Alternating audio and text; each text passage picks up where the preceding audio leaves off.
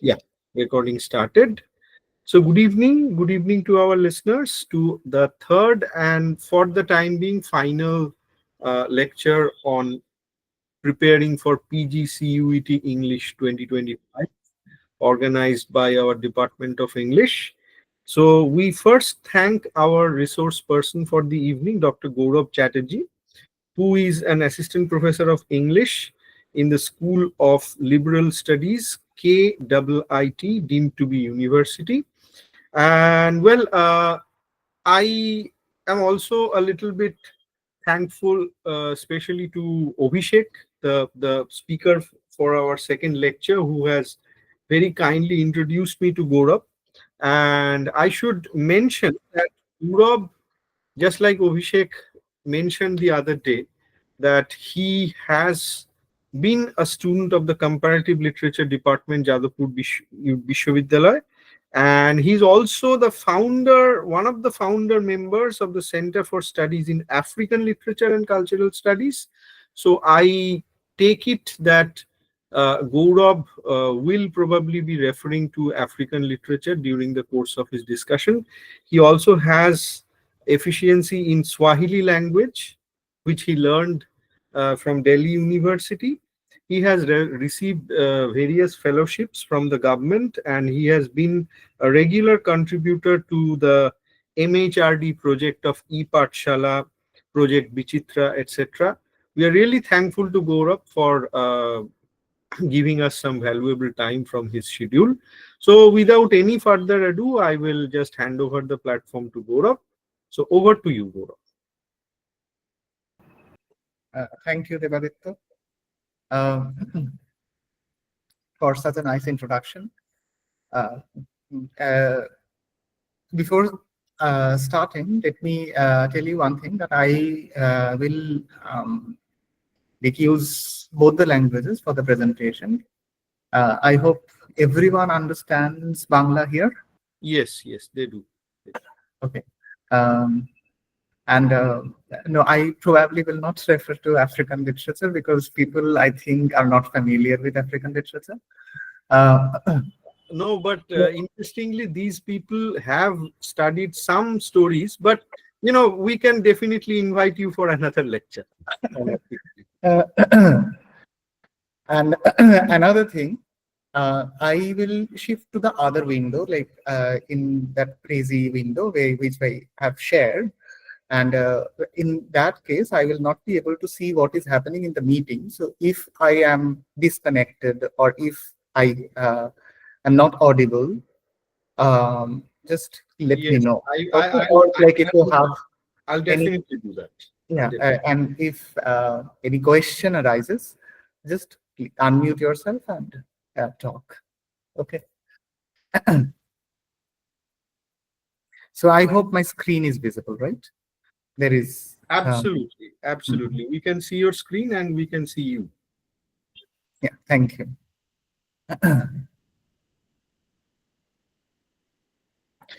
So the way I have prepared my presentation is a brief overview of an introduction to translation studies.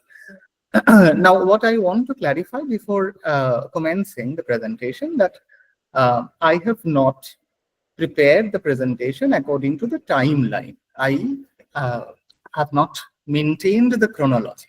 Rather, I have asked certain questions. For example, what is translation studies? Why is translation studies? Or like why there is translation studies, or how translations happen. So, so these are the questions I have asked or tried to like I'm trying to ask in that presentation, and accordingly I have arranged my presentation. It is not a chronological trajectory of the theorists in the field of translation studies. Okay, so so I think more or less এখনো পর্যন্ত যেটুকু বললাম সেটুকু ঠিক আছে, তাই তো?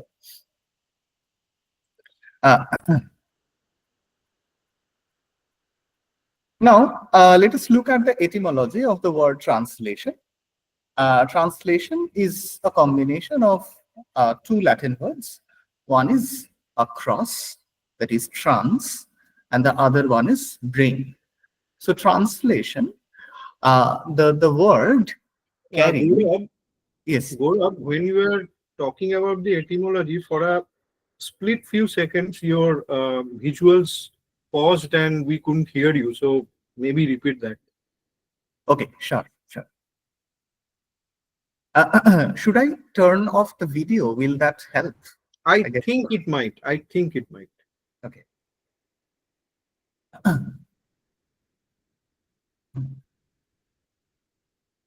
So yes, uh, the word translation, the etymology of the word translation, like can be traced back to two Latin words. One is trans, and the other one is letters. Trans means across, like transcend, and letters means bring.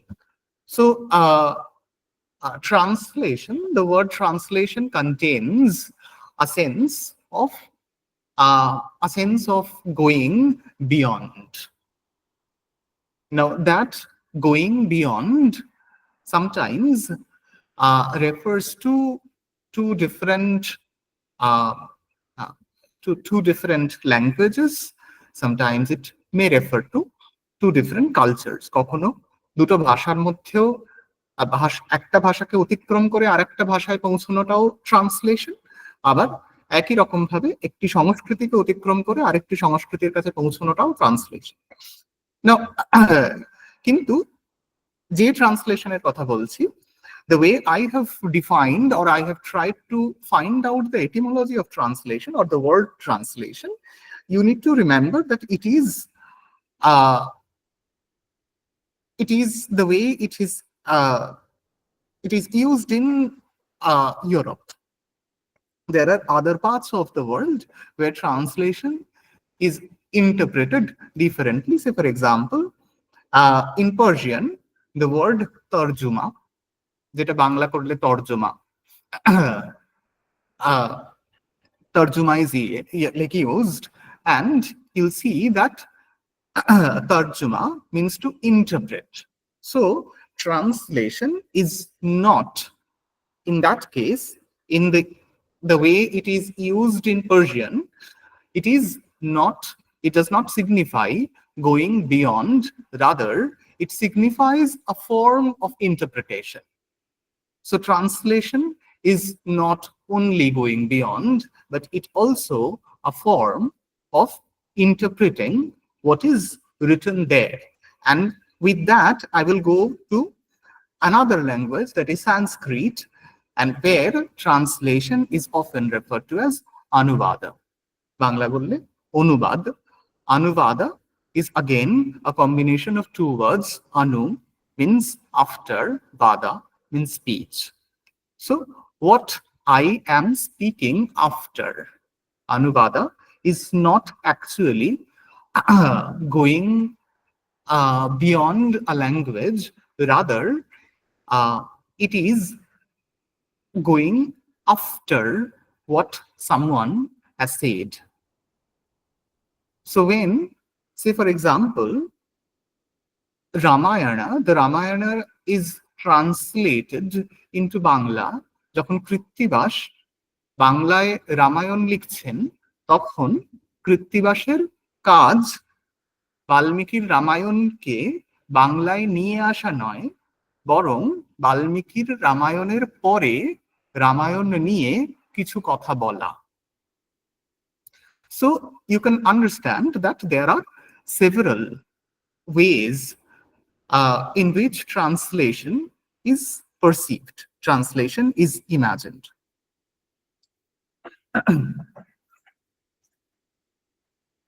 Now, let us look at the dictionary meaning of translation. Since here the translation studies we are going to talk about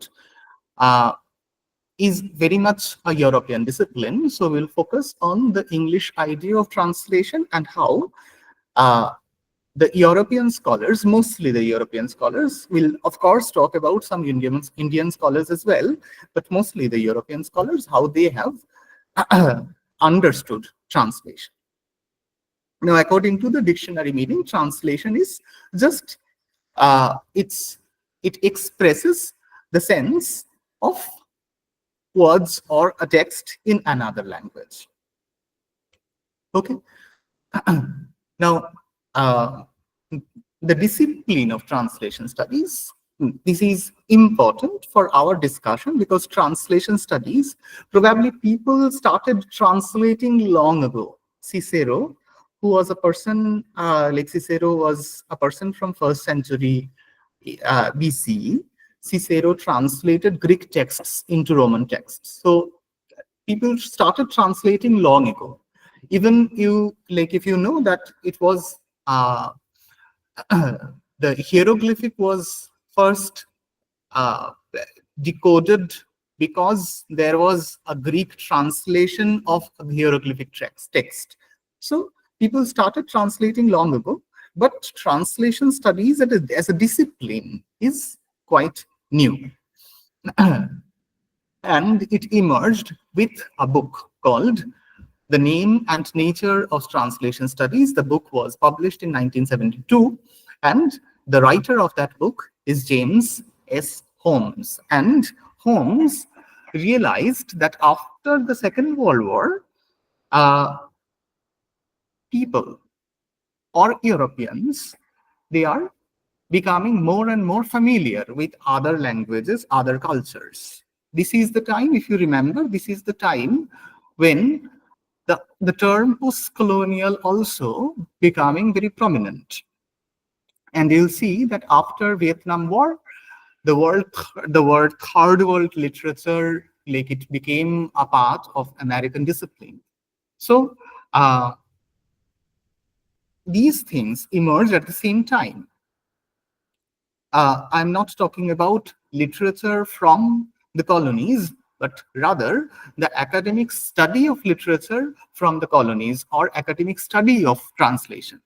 So the academia, the European and American academia, felt the necessity to incorporate translation into their curriculum.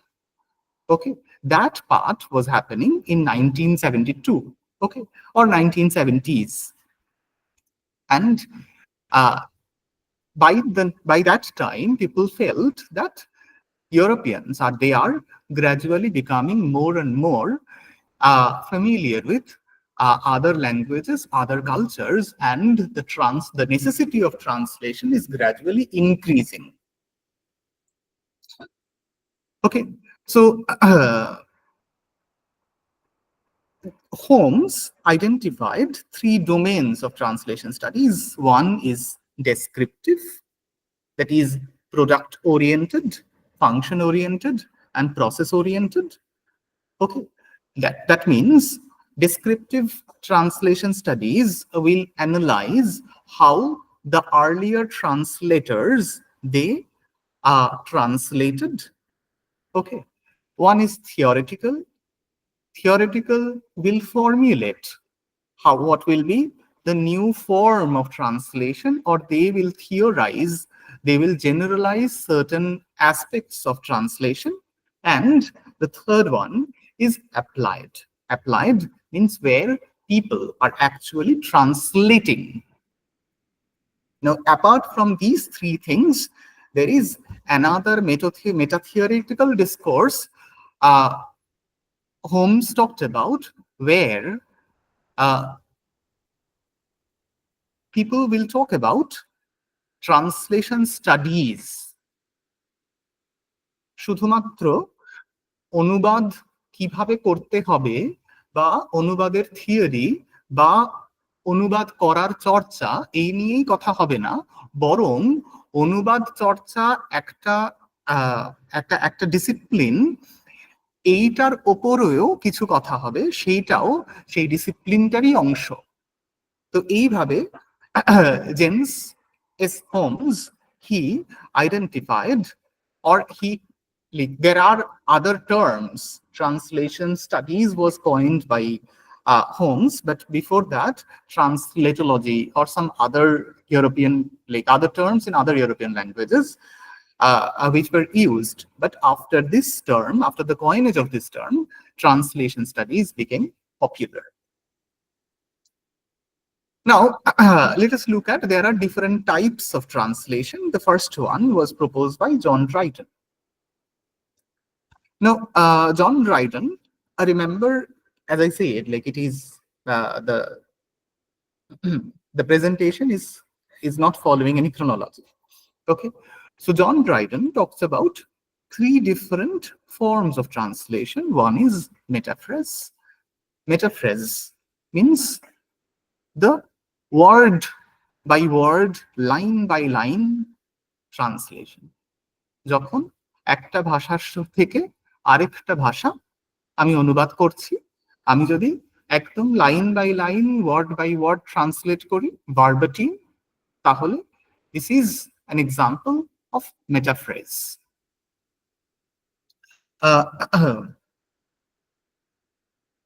Now,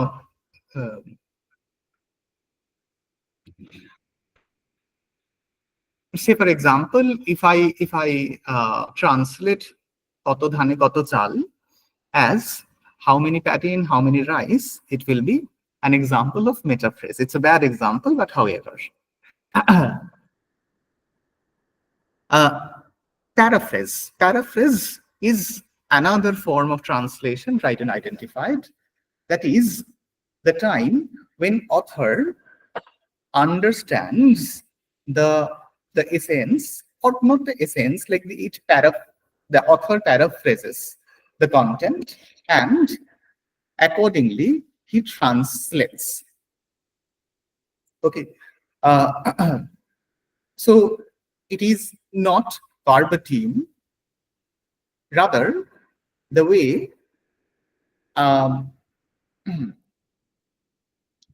the way the messages are constructed, we understand that part. Okay, we paraphrase, and after that we translate, or we try to translate the essence of the text. Now, essence will be talked about more by some other theorists, so I'm not discussing the part of essence here. And the third one is imitation. Imitation. What is imitation? Say, for example, Shakespeare wrote a play called Comedy of Errors, Vidyasagar যখন সেইটার অনুবাদ করলেন, তিনি করলেন ভ্রান্তি বিলাস। Now, ভ্রান্তি বিলাস is not Shakespeare's translation, not metaphrase translation, neither metaphrase translation nor a paraphrase translation. বরং ভ্রান্তি বিলাস শেক্সপিয়ারকে অনুকরণ করে লেখা আরেকটি স্বতন্ত্র পাঠ্য। তো এই যে স্বতন্ত্রটা বজায় রইল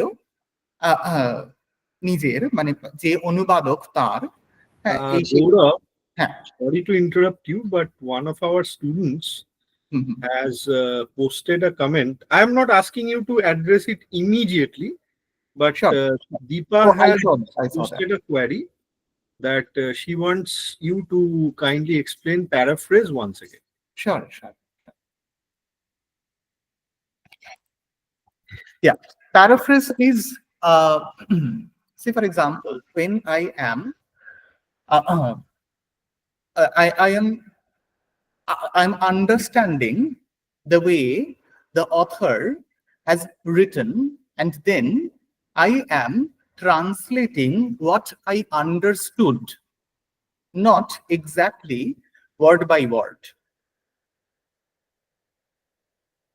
Okay, so it is the translator's interpretation of that author's work, and then after interpreting, the translation happens. So paraphrase মানে হচ্ছে সংক্ষিপ্তসার। আমি একটা গল্প পড়লাম, পড়ে ছোট করে বুঝে নিলাম।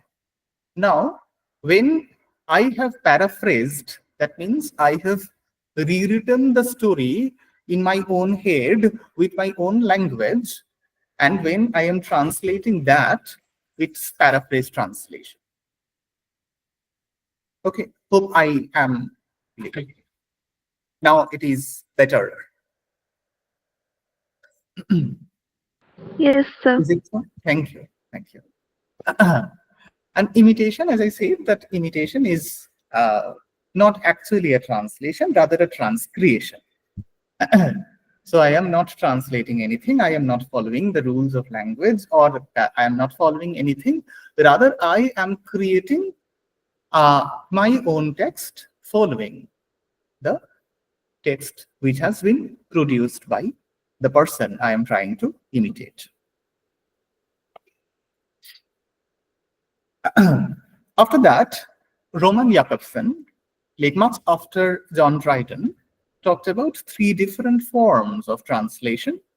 Jakobson, who was a formalist, I hope all of you know what is formalism, the movement called formalism, which happened in Russia. We started in Russia. So Jakobson was also, like, he wrote in Russian as well. So when Jakobson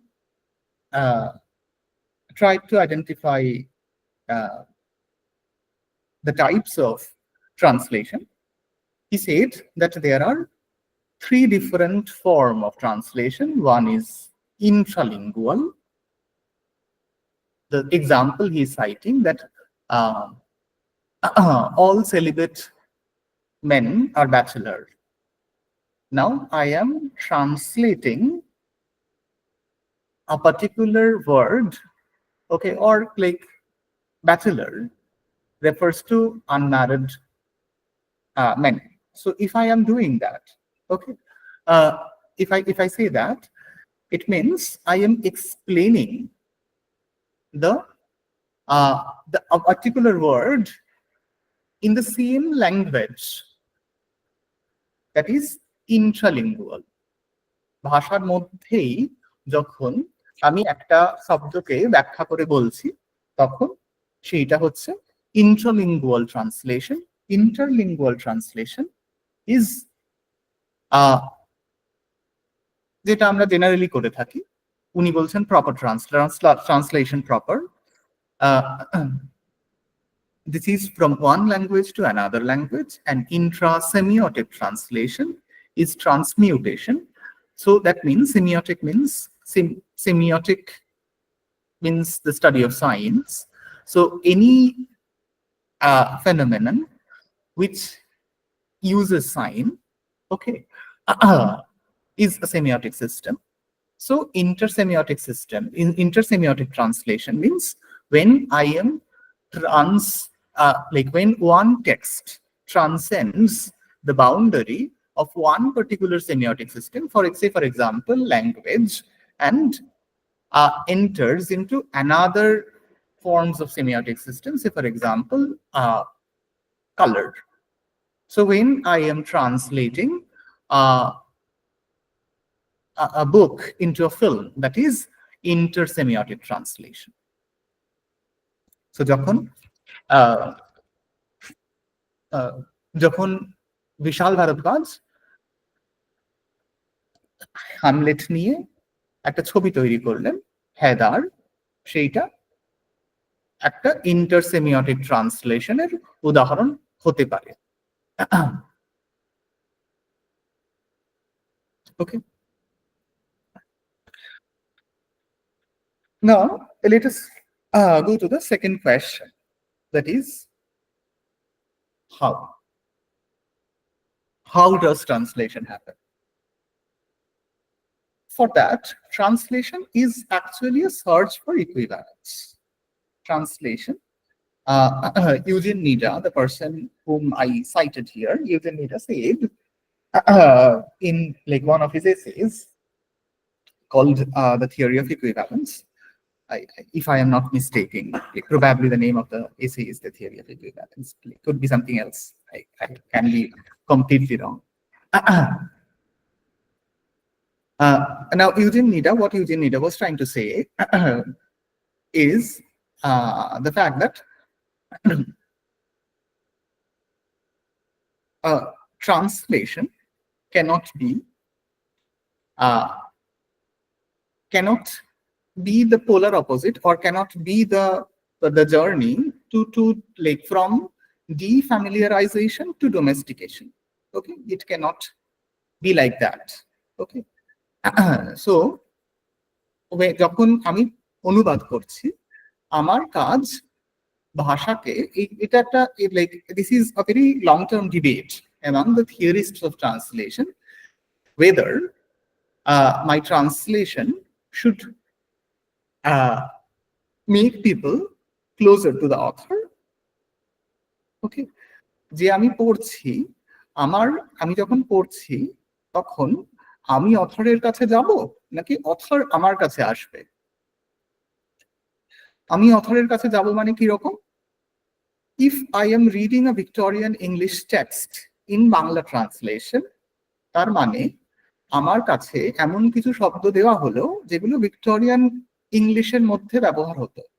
হ্যাঁ, সেটা আমার পরিচিত বাংলার থেকে আলাদা, তাই সেইটা ভাষাকে এমন করে তৈরি করলো যাতে আমি ডিফ্যামিলিয়ারাইজড হয়ে গেলাম গোটা কনটেক্সটের সঙ্গে, and which is taking me to that Victorian time, or which is trying to take me to that Victorian time.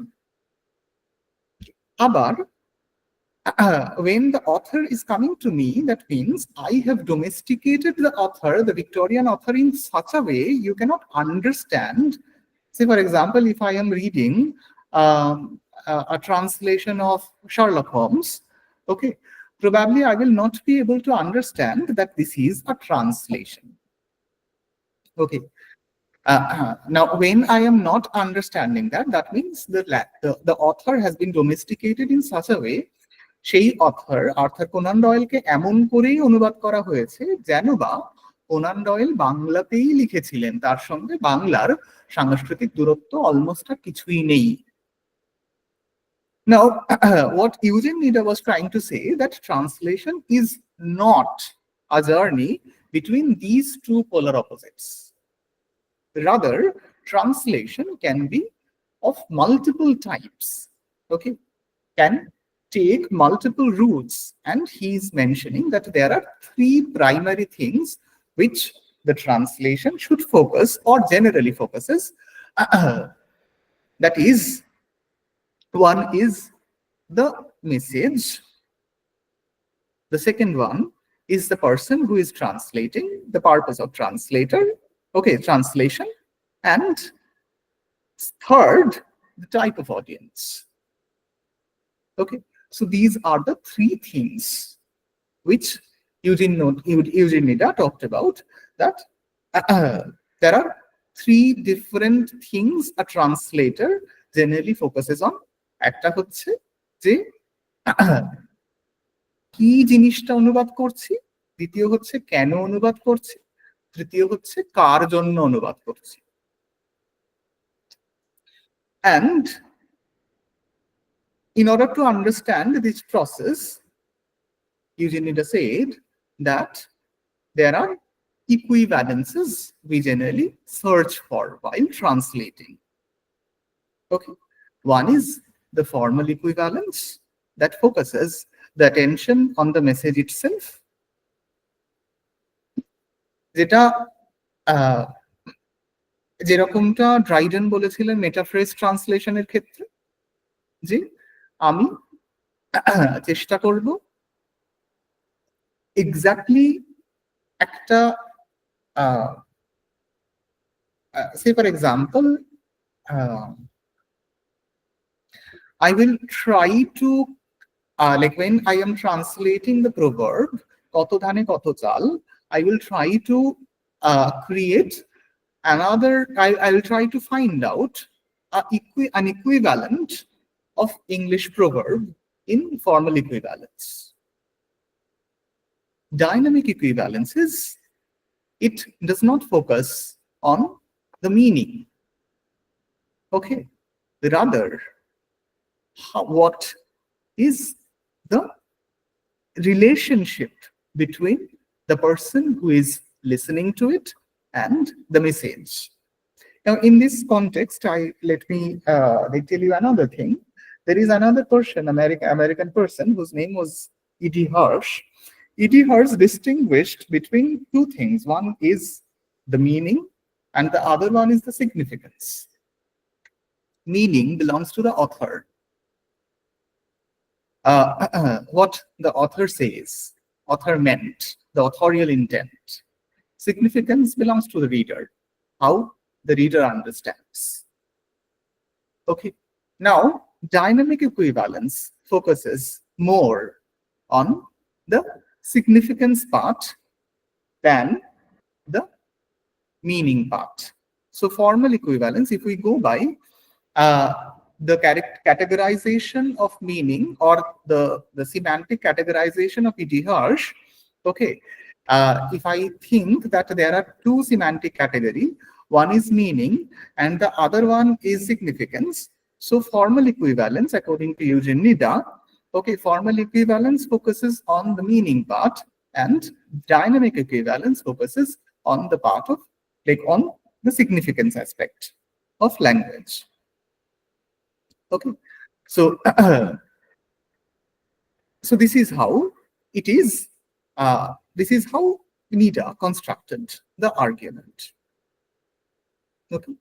Now, since we are talking about how the, the how translations are done, let us look at another very important theorist in this context, whose name is Itamar Ibn Zohar. Now, Itamar Ibn Zohar, he talked about polysystem theory. What is polysystem? Itamar Ibn Zohar said that all semiological phenomena, any phenomenon that uses sign, okay, say for example language. Language consists of signs. অনেকগুলো চিহ্ন নিয়ে একটা ভাষা তৈরি। তো বা সংস্কৃতি বা cinema, all semiotic phenomena, all semiological phenomena are to be regarded as a system. Now, what is a system? System means there are some, like, system is a thing, a phenomenon, where there are some governing laws. এমন কিছু নিয়ম আছে একটা সিস্টেমের মধ্যে যেটা সিস্টেমটাকে তৈরি করে।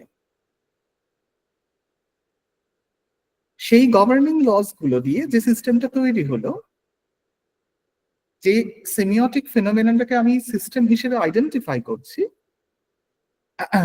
According to Itamar Even Zohar, they are open-ended, dynamic, and interdependent.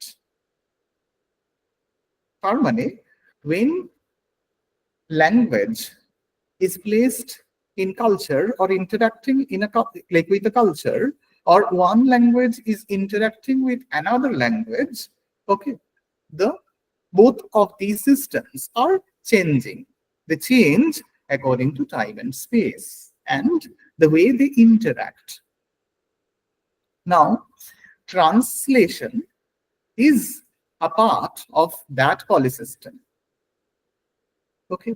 Now then, how generally translation happens?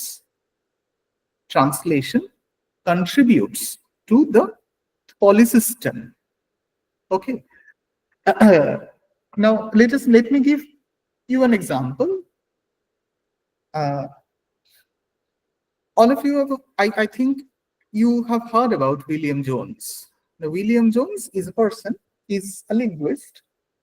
Not actually a linguist. William Jones was a person from, like, person of law. He came to India to study Indian legal system, but he was a polyglot. He knew multiple languages.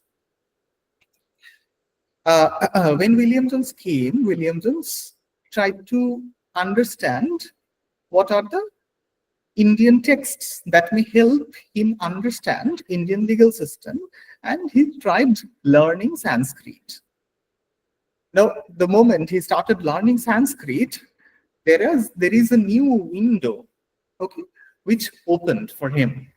He discovered multiple literary traditions which were there in English, in Sanskrit, and he translated. Okay, now when he translated, his translation See, the first text he translated was a play by Kalidas, that is Abhigyana Shakuntala. Now, when he translated Abhigyana Shakuntalam, he did not name the play as Abhigyana Shakuntalam, he named his play as Shakuntala. Now, when he translated Shakuntala, Shakuntala became extremely popular in England, and immediately it was retranslated into several other European languages. Now, what is happening? And Shakuntala influenced the British Romantic movement and German Romantic movement a lot. Now, what is happening?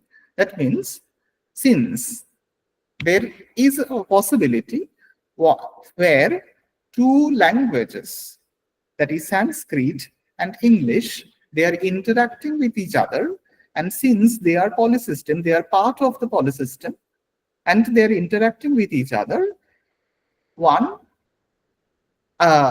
language creates an impact on the other language. One language influences the other language. So translation is a part of that process. This is how Itamar Ibn Zohar identified translation. Now that means translation is no longer a part of or a literary product. Okay.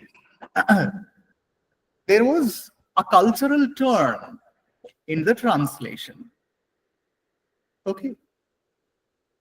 What Harish Trivedi said, like it started with Susan Bassnett. Okay, I think Susan Bassnett you have all read. So it started with Susan Bassnett. There is another professor of English whose name is Harish Trivedi. He is a person from Delhi University. So Harish Trivedi said, what should be the, asked a question, like what should be the unit of translation? Like, is it a word or a sentence or a paragraph? How should I like translate? When I am translating, where should I focus? Should I focus on a word or the sentence? Should I translate the word or the entire sentence or the entire paragraph? What will be my unit? Trivedi suggested that it is the culture which I am translating, not the language. What did he say? He said that the unit of translation was no longer a word or a sentence or a paragraph or a page or even a text, but indeed the whole language and culture in which that the text was constituted. Okay, so this is what Harish Trivedi said, and Harish Trivedi here echoed what Susan Bassnett talked about. Okay. But remember, culture and its relationship with the science system of language is dynamic. Okay, it is dynamic.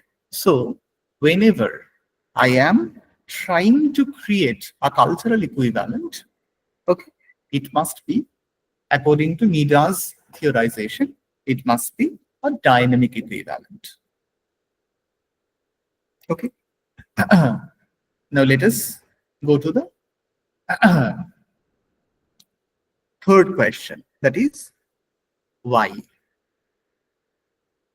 Now, what is the purpose of translation studies? Why do we translate? There is a person whose name was Hans Vermeer. Hans Vermeer talks about scopus theory. Scopus means purpose. What is scopus theory? Scopus theory means, Scopus theory says that the purpose of translation determines how the translated work should look like. Okay, why I am translating? Am I translating, say for example, I am translating Gulliver's Travels into form from English to Bangla. Now, I know that my target audience is children. Now, the way I am trying to mold my language, যেভাবে আমি লিখবো সেটা একটা বাচ্চার জন্য বাচ্চার কথা ভেবে লেখা. Now, that audience, okay, is always there inside my mind when I am translating. Okay, so translation is always a target-oriented translation. Translation is situational and it depends on the cultural context. So translation is always a dynamic process. Okay, translation cannot happen without looking at the purpose of translation. Now, what Parmer says, let us read that part. Let us assume that the scopus is translate Genesis as a magical text. Now, all of you know what Genesis is, right? Genesis is the beginning of the Bible. Where Bible, like in the Old Testament of Bible, talks about the genesis of uh, the world.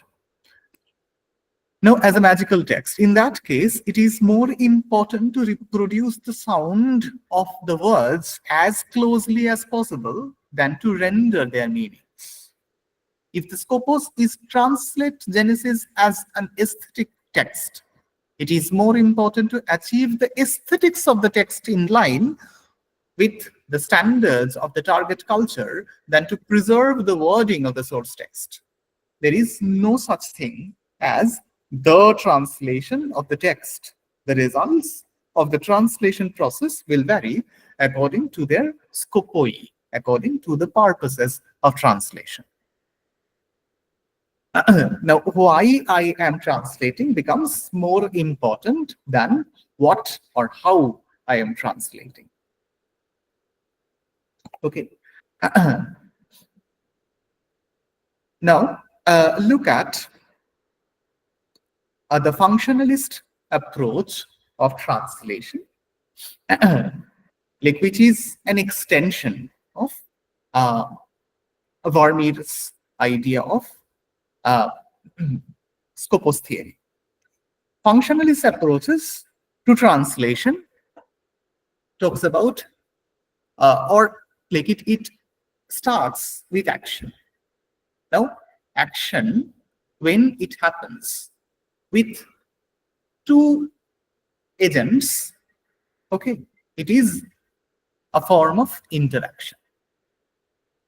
Now, this interaction, when it follows, when it uses the code, a linguistic code, it is communication. Okay. Now, its functionalist approach of translation says that translators enable communication to take place between members of different culture communities. So, it is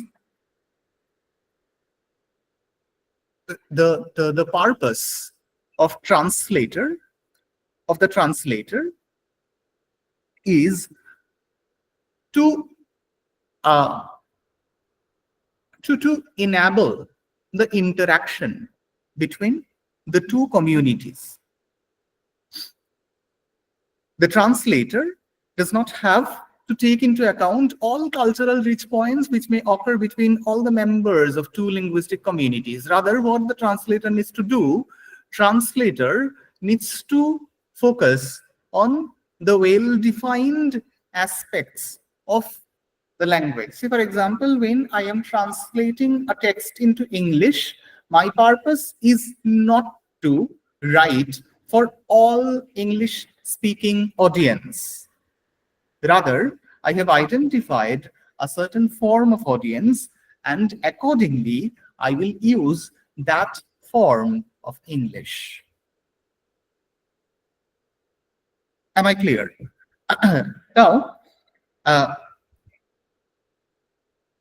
what functionalist approach talks about is that আমি যখন অনুবাদ করছি সেই অনুবাদের ভাষা, ধরো আমি যদি একটা ইংরেজি সাহিত্যের কিছু বাংলায় অনুবাদ করি, তাহলে আমার চেষ্টা এরকম হবে না যে আপামর বাঙালির জন্য আমি একটা কিছু অনুবাদ করে দিলাম, বরং আমি আমার বাংলাটাকে সেই অনুযায়ী চুজ করব যারা আমার target audience. That means the intentionality may be associated with the translator or more often with the person who is the initiator of the translation process. And that translational intention may or may not be similar to the intention guiding the original sender or text producer in the production of the source text. Okay, so my intention when I am translating and the way I have fixed my audience, I am understanding my audience, okay, it may not correspond with the audience of the original text. Say, for example, if Shakespeare wrote a play for the Elizabethan audience, when I am translating Shakespeare, my purpose is not to reproduce the play for Elizabethan audience, because I have a different set of people inside my mind, and I will try to translate Shakespeare in a Bangla. When I am translating that a Shakespearean play into Bangla, I will try to incorporate that like I will try to interpret Shakespearean text or try to translate Shakespearean text into such a Bangla which will be understood not by all Bengali speaking people, but my target audience. And from there, we can identify two different types of translation. That is, one is documentary translations type, and the other one is instrumental translation type. Documentary translation type is when I am making the author known, who is translating. Okay, I am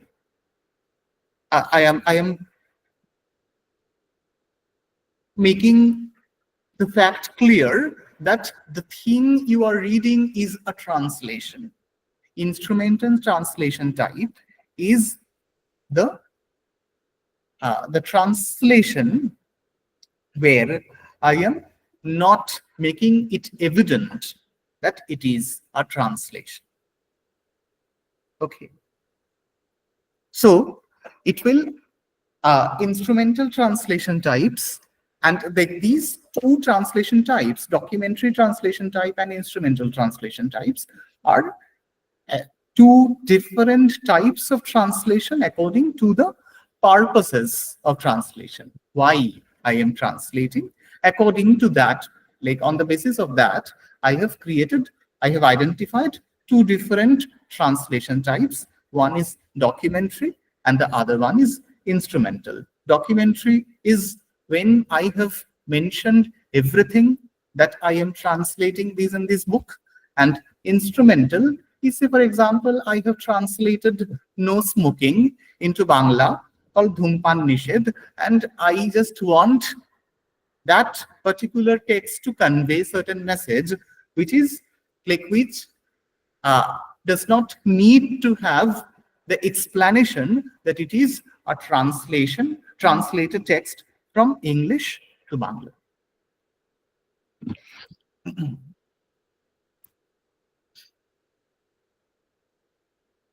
Now, from that purposes of translation, let us move to the Indian, like two of the Indian theorists I will talk about. One is Tejaswini Niranjana. He said, she wrote a book, a very famous book called Citing Translation. Citing Translation argues that translation is a form of representation in the colonial in the colonial system. Okay, it was a colonial project.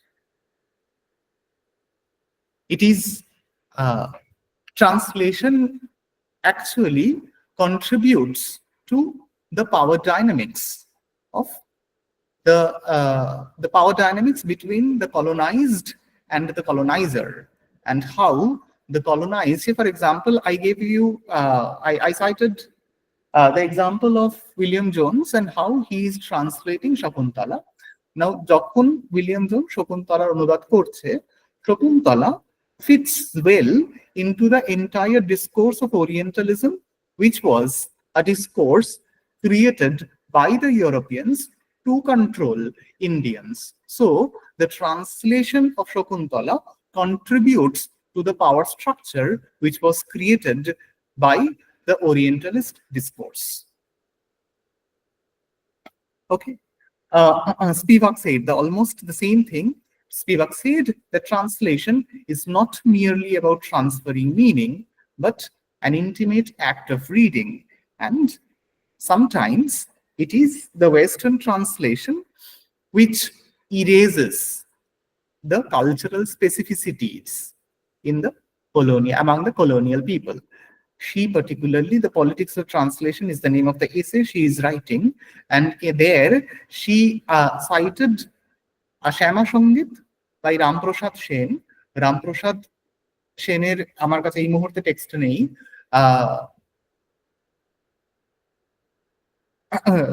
Spivak Ramprasad সেনের একটি শ্যামা সঙ্গীতকে তুলে ধরছেন এবং পাশাপাশি তার French অনুবাদ এবং ইংরেজি অনুবাদ দুটো জিনিস রাখছেন, ফরাসিতে অনুবাদ করা এবং ইংরেজিতে অনুবাদ করা, দুটো আলাদা আলাদা সব কবিতা রাখছেন এবং দেখানোর চেষ্টা করছেন যে যেভাবে মাকে, the idea of mother, how the idea of mother was conceived or যেভাবে মাকে বুঝেছেন রামপ্রসাদ তার কবিতায়, how that could not be understood the people who translated that particular song into either French or in English. Okay. Now remember, one of the translators was Sister Nivedita. Now, Spivak says that the accessibility has its own politics. Now, when I'm translating a text, I am making the text accessible to English. Now, English, like when I am making the text accessible to English, it creates it contributes to the power dynamics. Okay. Now, accessible does not always talk about equity. With reference to that, which I have not incorporated in the presentation, but which can be referred to, whose name is Emily Apter. Emily Apter is very recent. Emily Apter said that after 9/11, translation becomes, she's talking about translation zones. She said that after 9/11, translation becomes very prominent theoretical or prominent disciplinary field because translation is the place, is the zone, she said zone, is the zone where the dominance of one particular language can be questioned. Now, it goes completely against was Gayatri Chakraborty Spivak or Tejaswini Niranjana. They talked about when they try to discuss the post-colonial effect of translation or the translation in the post-colonial context. Emily Apter said that translation can destabilize the center.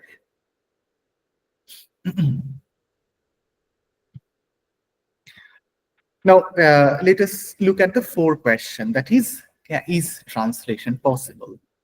Okay. Can we translate? There are certain things which are not translatable. Now, all of us know about Derrida. There is one person who talked about the indeterminacy of language. Okay, Derrida questions the binaries of what is original and what is copy, what is source and what is target, what is the fidelity and what is betrayal. In the translation, like in the debates of translation, these binaries are often created, that this is an original text and this is copied from the original. This is the source text, this is the target text. Now, Derrida constantly argues, Derrida constantly talks about Derrida says words, they differ and the like meaning it differs and it differs. Okay. Now, when I am trying to understand a particular meaning of a particular word, I cannot reach that word because the signification process is constantly, continuously getting delayed and it alters in that process. Now, say for example, I can give you an example. Uh, ধরো আমার অনেক দিন ধরে একটা নীল জামা কেনার ইচ্ছে। Now I have a নীল জামা in my mind. Now when I am going to the shop to buy that নীল জামা, I will try to find out that exact নীল জামা which is there inside my head. Now of course that নীল জামা which I have there in my head is not there in the in that shop. তাহলে কি হচ্ছে, আমি যখন নীল জামাটা কেনার চেষ্টা করছি আর নীল জামাটাকে আইডেন্টিফাই করার চেষ্টা করছি, তো আইডিয়া অফ নীল জামা, যে যে নীল জামা এই শব্দের মাধ্যমে আমি যে জায়গাটায় পৌঁছতে চাইছি, সেই পৌঁছানোটা আমার ক্রমশই দেরি হয়ে যাচ্ছে। তার কারণ আমি যে নীল জামাটাকে চেয়েছি সেই নীল জামাটাকে কখনোই পাবো না, এবং যেটা পাবো তার বদলে সেটা আরেকটা কিছু। এই যে ইনডিটারমিনেসি রয়েছে একটা শব্দের মধ্যে যে অন্য অনেকগুলো না বলা জিনিস রইল, হ্যাঁ, একটা শব্দের মধ্যে যে অর্থের অন্য অনেক মাত্রা রইল, যখন আমি ট্রান্সলেট করছি আমি কি সেইটা দেখছি নাকি দেখছি না? Gayatri Spivak, when she talked about translation, since she is also a post-structuralist, she said that how are we supposed to translate silence? যেটা বলা হলো না শব্দের মধ্যে, সেইটা আমি ট্রান্সলেট করব কিভাবে? Okay. Now, say for example, when I am saying widow has the trace of another word that is marriage. Okay. Now, if you do not understand the thing which is not said in the word widow, okay, how can you translate the word widow? Okay.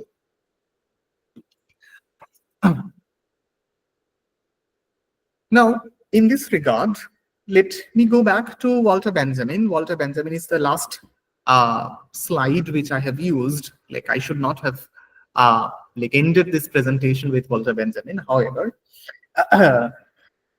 Walter Benjamin has a very interesting thing, interesting insight. Walter Benjamin said that there are two identifiable things in a poetry. Say, for example, when I am reading a poetry, there are two things. One is the message we understand. There is certain things which I do not understand, but I can feel. Now, that is the poetic of the original. Now, what I understand is inessential. This is what Walter Benjamin is trying to say. Okay. Now, what I do not understand is the essence. What I do not understand, but I feel. Okay.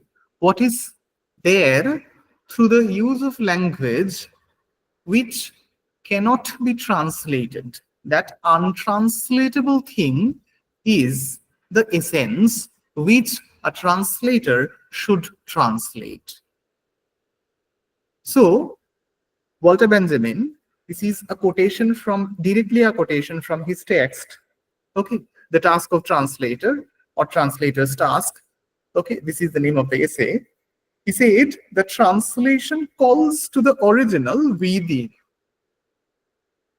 That means the thing I am translating, I need to inherit that thing, and then I have to translate the essence. So if the essence can be translated, then probably remember one thing, that the essence is something which is almost untranslatable according to Benjamin. So Benjamin is calling for a pure language, not the language, not the practical languages which he uses. When I am translating a text from English to Bangla or from Bangla to English, I need to translate that text into the pure language. Pure language is not English, neither English nor Bangla. Okay, pure language is that সেই বিশুদ্ধ ভাষা হচ্ছে সেই ভাষাটা, যে ভাষাটার মধ্যে দিয়ে যে এসেন্স, সেই একটা একটা কবিতার যে এসেন্স সেইটা প্রকাশ পাবে। নাও translation is the task of the translator is to recreate or to translate the essence in such a way that the writing has an afterlife. It is not, translation does not die there. Translation has an afterlife. Like, or translation makes the afterlife possible when I am reading a text. Okay. When I am translating a text, the original text dies there. Translation is the afterlife of the text, of the essence which has been carried forward to another code, another linguistic model. Okay. So, like, I don't know whether Walter Benjamin's argument answers the Derridian questions of untranslatability, or whether, like, Walter Benjamin is trying to make it, or whether Walter Benjamin's text complicates the process of translation. But there are certain things in the process of translation which remain untranslatable. Okay. And this untranslatability happens because of culture. But while translating, we also need to look at how, from which language to which language we are translating, because language, they are not beyond the power dynamics within the society. So language represents a form of power hierarchy, and any form of translation, be it from Bangla to English or English to Bangla, contributes to that power dynamics. Okay. So thank you. I am ending the presentation here. I have taken 3 minutes extra time, and I am sorry for that.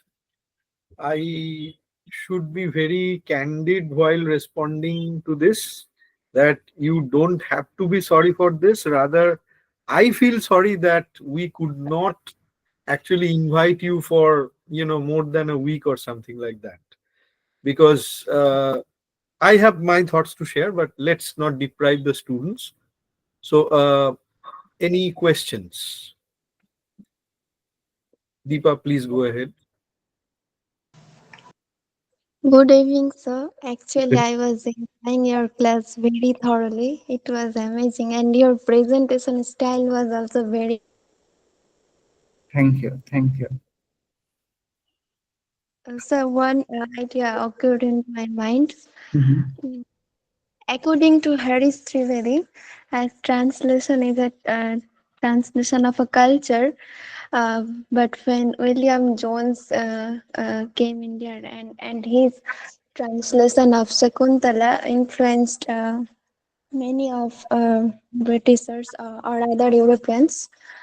Uh, they also translated Shakuntala, but I think they had a kind of অহংকার বা proud language থেকে শুরু করে culture সবকিছুই, কিন্তু sir তবুও ওরা এটা এটা এটা ট্রান্সলেট করলো স্যার, হ্যাঁ, এটা হ্যাঁ, হ্যাঁ, ট্রান্সলেট করলেও তার কারণ, আহ, তার অনেকগুলো কারণ। হ্যাঁ, তোমরা কি ওরিয়েন্টালিজম পড়েছো কখনো? সুযোগ হয়েছে কি সেইটা পড়ার? And I think, Deepa, you should remember from your semester 5 the at least the concept of Orientalism, Edward Said, etc. Yes, Edward Said. Yes, Anusha, you're right. Edward Said. No, ওরিয়েন্টালিজমের যে ধারণা, হ্যাঁ, যে ধারণাটার মধ্যে মানে মূল আর্গুমেন্ট যেটা Edward সাইডের, সেটা হচ্ছে যে ওরিয়েন্ট একটা চিন্তা, সেই চিন্তাটা একটা জিওগ্রাফিক্যাল প্লেসের মতো ওপর ইম্পোজ করা হচ্ছে। হ্যাঁ, মুশকিলটা হচ্ছে সেইটা, মানে আমি আমার বাড়িতে বসে ভাবলাম যে একটা ওরিয়েন্ট বলে জায়গা আছে, সেইটাই দারুণ জায়গা, সেটা একটা দারুণ জায়গা। মুশকিলটা সেখানে নয়, মুশকিলটা হচ্ছে যে সেই জায়গাটা ভেবেছি, তারপর আমি এমন ভাবে চেষ্টা করছি একটা জায়গার মানচিত্র তৈরি করার, যাতে আমার চিন্তাটা, হ্যাঁ, খাপে খাপ বসে যায় সেই মানচিত্রটার সঙ্গে। তো আমি যখন শকুন্তলা ট্রান্সলেট করছি, তখন আসলে শকুন্তলা ট্রান্সলেশনটার চেয়ে অনেক বেশি ইম্পর্টেন্ট হয়ে উঠছে যে আমি কিরকমটা ভেবেছি ভারতবর্ষ সম্বন্ধে। হ্যাঁ, সেই জায়গাটা শকুন্তলা টেক্সটটা কতটা ফুলফিল করছে। হ্যাঁ, শকুন্তলা তুমি যদি দেখো, শকুন্তলার গল্পটা কি, যে দুষ্যন্ত ঘোড়ায় চড়ে যাচ্ছিল, দুষ্যন্ত যে কিনা রাজা, যে কিনা নগর সভ্যতার প্রতীক, who was a representative of civilization, Dushyanta polluted. Dushyanta was hunting deer, right? Dushyanta শিকার করতে বেরিয়েছিল। So instead of hunting a deer, he ended up hunting a woman. So, and if you remember Shakuntala's position, Shakuntala was a very naive, Shakuntala has been portrayed as a very naive person. Okay. Now, Shakuntala was, quote unquote, Shakuntala, who was the representative of the uncorrupted, unpolluted nature. She was polluted. She got polluted by Dushanta. Now, this becomes the entire trajectory of civilizational forces, okay, polluting the nature, becomes the very essence of romanticism, if you remember.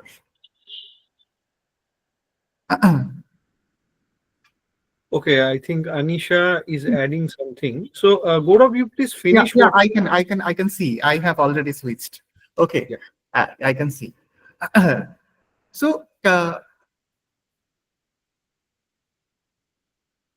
yes, but sir, in translation, translator make it in their own way what they want to present. Exactly, this is what I am trying to say. Okay, so when William Jones was trying to translate Shakuntala, William Jones' version of Shakuntala corresponds with the Orientalist representation of India. হ্যাঁ, ফলে যে গর্ব, অহংকার, white supremacy, এই সমস্ত কিছু ছিল William জোনসের, ছিল না এমনটা আমি বলছি না। হ্যাঁ, তা সত্ত্বেও তিনি যে শকুন্তলা ট্রান্সলেট করছেন, তার কারণ তিনি এইটা প্রমাণ করার চেষ্টা করছেন যে দেখো, আমি যেরকমটা ভেবেছি ভারতবর্ষ সম্বন্ধে, ভারতবর্ষ এইরকমটাই অনেকটা। এখন এইখানে আমি একটা ছোট্ট কথা জুড়ে দিচ্ছি, সেটা হলো তোমাদের মানে আমি জানি না আনিশা এই পার্টিকুলার লাইন অফ থিঙ্কিংটা ফলো করে প্রশ্নটা করছো কিনা, বাট আমি বলছি মানে এভাবেও হয়তো ভাবা যায়, অফকোর্স টেকিং গৌরবস পারমিশন। সেটা হচ্ছে যে একটা ব্যাপার কি জানো তো, মানে আমি বা আমরা যে কেউ একটা টেক্সটকে অনুবাদ করতে পারি, লিখতে পারি, গাইতে পারি, যা ইচ্ছে করতে পারি। এবার সেটা হয়ে যাওয়ার পরে সেটার ইম্প্যাক্টটা কি দাঁড়াবে, এটা অনেক সময় আমাদের হাতে থাকে না। মানে এই যে গৌরব যেটা বোঝানোর চেষ্টা করছে আর কি বারবার, যে এই একটা মানে একজন রাজা একটি মেয়েকে রীতিমতো কোট আন কোট মানে তাকে ইউজ করছে, হ্যাঁ, ছেড়ে চলে যাচ্ছে, এবং একটা এমন একটা সোসাইটিকে দেখানো হচ্ছে যেটা ভীষণ পেট্রিয়ার্কাল। এই জিনিসগুলোকে একটা বিশ্বের পাঠক সমাজে তুলে ধরাটা একজন ওরিয়েন্টালিস্টের জন্য, একজন কোট আন কোট ব্রিটিশ সাম্রাজ্যের সমর্থকের জন্য নানা দিক থেকে সুবিধাজনক। হ্যাঁ, কিন্তু সেটার আলটিমেট ইম্প্যাক্টটা যে কি দাঁড়ালো সেটা অনাগত ভবিষ্যৎ বলবে বা বলেছে। এই আর কি, মানে অনুবাদকের অনেক কিছুই থাকতে পারে, কিন্তু সেটা আবার বাস্তবে ঠিক কি ইম্প্যাক্ট ফেলবে সেটা অত চট করে বলা যায় না। না দেখো অনিশা, এইটাও কিন্তু মানে খুব মানে হোয়াইট অ্যান্ড ব্ল্যাক প্রশ্ন হয়ে যাচ্ছে। হ্যাঁ, মানে আমি তোমায় বকছি না, মানে I will never ever criticise anyone for asking questions, কিন্তু আমি একটাই কথা বলছি যে মানে গ্লোরিফাই করাটা তার উদ্দেশ্য হয়তো ছিল না, হয়তো তার কাছে উদ্দেশ্যটা এটাই ছিল, তাই বলে যে তিনি ভিলিফাই করেছেন সেটাও আমি বলছি না। তিনি হয়তো ব্যাপারটাকে এরকম ভাবে দেখাতে চাচ্ছেন যে ভারতবর্ষ একটা কি বলবো মানে মোটামুটি রিগ্রেসিভ একটা সোসাইটি, এবং সেখানে এরকম একটা পিতৃতান্ত্রিক মানসিকতা, যদিও মানে যে সময় অনুবাদটা হচ্ছে সে সময় হ্যাঁ অবশ্যই অনেক কারণই হতে পারে একদমই, এবং যে সময় অনুবাদটা হচ্ছে সে সময় ইংল্যান্ডে পিতৃতন্ত্রটা খুব কম ছিল, সেটাও বোধহয় বলা যায় না। না, একেবারেই ছিল না। ভিক্টোরিয়ান সোসাইটি তো ভীষণ রকম অ্যাপ্রেসিভ। এবং এবং আরো আইরনিক্যালি ব্যাপারটা ভেবে দেখো, Victorian society was technically governed by a woman, এবং despite that we have so many texts, so many incidents which shows that Victorian society was not at all anti-patriarchy. So মানে Anisha, you are absolutely right, এবং I think we are all agreeing on this, that a translator can have a very different version in mind, but ultimately the impact might differ. But I'm really glad that the purpose of our lecture is being served properly, that you people are being able to think all these things, and that is that's entirely really nice. due to our resource person's excellent presentation. Thank you for this, but I don't think that much I deserve this. Okay, so yes, so any other questions? No, you don't. Sorry Anisha, come on.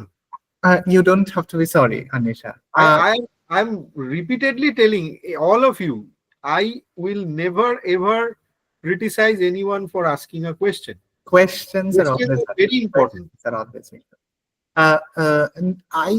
Anisha, back to your question, like, yes sir, one of the reasons might be to popularize himself in India. That was probably not needed, because William Jones, when he came to India, he was already very popular. Like by that time, he already finished translating the account of Nadir Shah from Persian to English. So he was, by that time, was a very well-known translator, and he did not stop after translating Shakuntala. He translated other texts as well, and he is the person who established the Asiatic Society.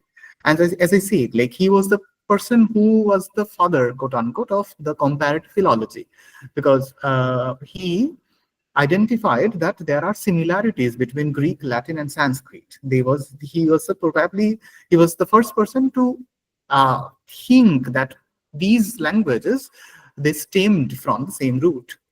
Okay, so probably it was not an attempt to popularize himself, at least in India, because like what Indians are thinking about him, he was not very bothered about.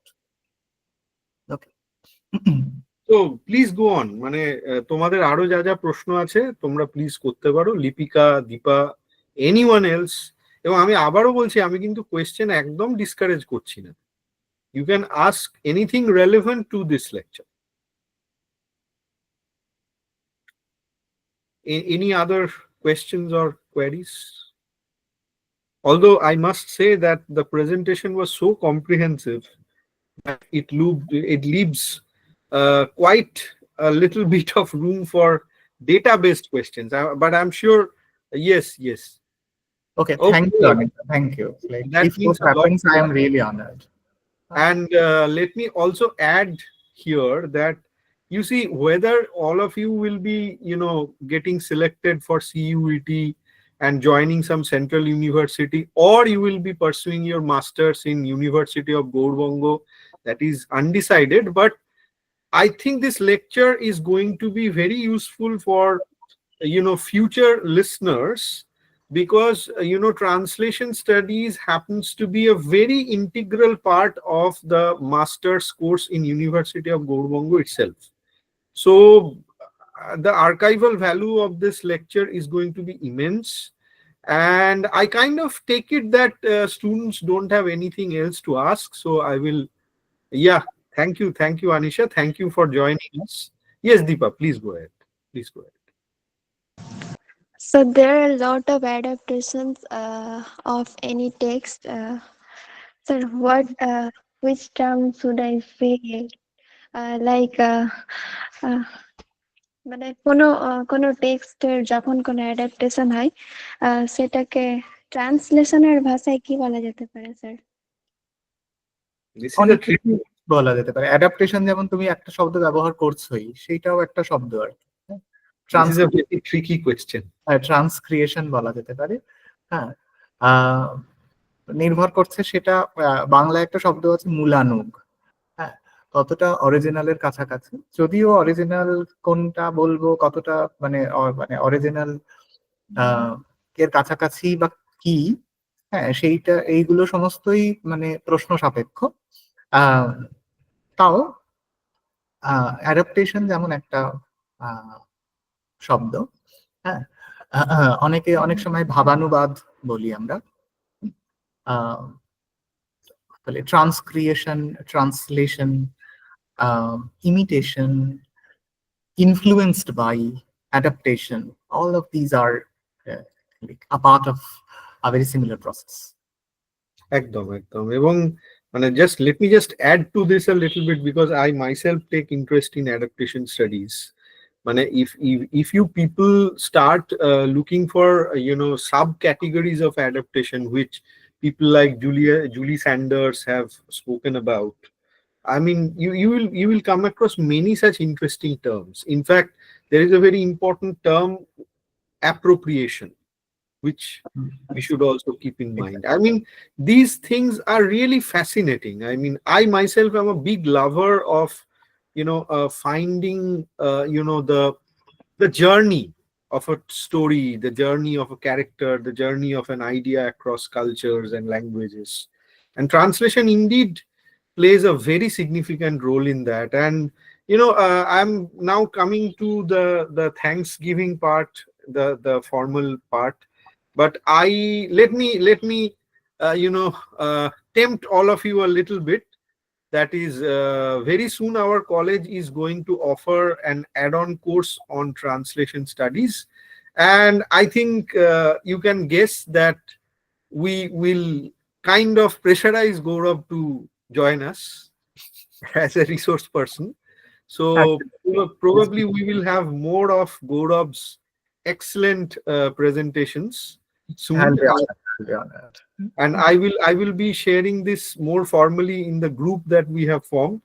I mean, I don't know for what reason students didn't turn up in large number today, but nearly more than 50 students registered for this 3 lecture series. And I'm sure Abhishek, when he sees the video, he will excuse me that we really unintentionally, albeit, saved the best for the last lecture, I can proudly say.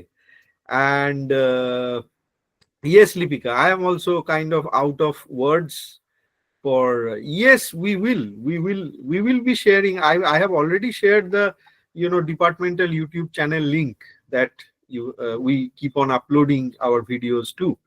So let me just now come to the formal remarks part. Today's talk was very inspirational for me. Inspirational in the sense that I happen to put on the cap of a translator at times, and I tried my hands at translating a few things. I'm a kind of dedicated, trying to be dedicated worker of translating popular fiction from Bangla to English and English to Bangla. Those two are my only domains that I can think of.